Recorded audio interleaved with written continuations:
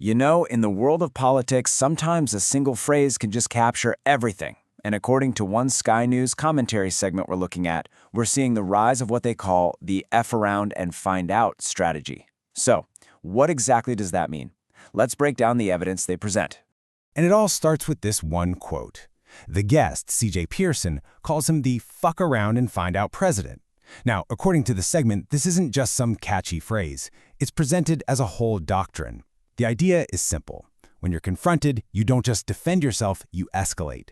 And to prove this point, the segment lays out 3 very different case studies.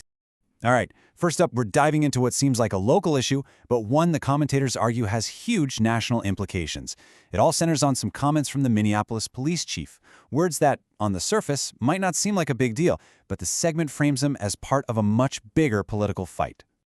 And here it is, the exact quote that kicked things off. Chief O'Hara made a connection between the biblical story of Mary and Joseph and the modern-day situation of immigrants. For the commentators in this Sky News segment, this wasn't just some simple analogy. Oh no, they saw it as a political statement that they were absolutely ready to challenge.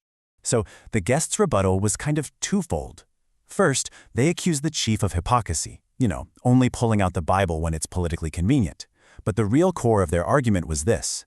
They claimed the police should be focused on fighting real criminals and violent crime, not becoming theologians to weigh in on debates about immigration. Okay, so from a police chief's words, the segment then zooms way out to the international stage. This second case study really scales things up, moving from a public statement to a massive legal battle with one of the biggest broadcasters in the world, the BBC. And the scale of this thing is just summed up by that one number, $5 billion. The segment presents this as way more than just a simple defamation case. This is framed as a declaration of war against a media giant. So, what could possibly justify a lawsuit that big? Well, the central claim is all about deceptive editing. The allegation is that the BBC deliberately edited a key speech to paint a picture that the campaign says is totally false and inflammatory. This side-by-side really gets to the heart of the lawsuit. On the left, you've got the full quote. On the right is the version that the BBC allegedly aired. The whole argument is that by cutting that one crucial part about cheering on senators and congressmen, a call for peaceful political support was basically twisted into what sounded like something much, much different. Now for the third and final case study. This one brings the fight right into the highest levels of the political machine. This time the target isn't a broadcaster or a police chief, but how the media portrayed a key figure working inside the White House. And the response was immediate and very clear. The chief of staff didn't just disagree with the article. She went public and straight up called it a hit piece, arguing it was intentionally framed to be misleading and that crucial context had just been stripped away. And here, the segment breaks down exactly how this alleged hit piece supposedly worked. It takes 2 pretty damning quotes attributed to the chief of staff and then offers a completely different way to look at them. So an alcoholic's personality gets recontextualized as just being obsessive about getting wins for the country. And calling J.D. Vance a conspiracy theorist? Well, that's spun into the idea that he's just ahead of the curve, because today's conspiracy theories are tomorrow's truth. And according to the guest, this supposed attack went way beyond just the words on the page. It was a full-on assault.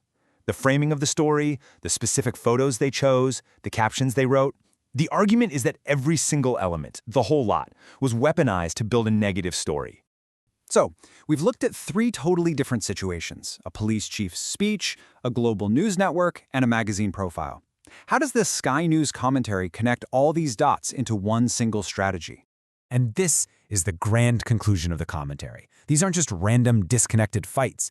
No, they're presented as textbook examples of that find-out phase of the strategy in action. It's a calculated pattern of hitting back publicly, aggressively, and with overwhelming force against anyone they see as an opponent. Which leaves us with the big question, right?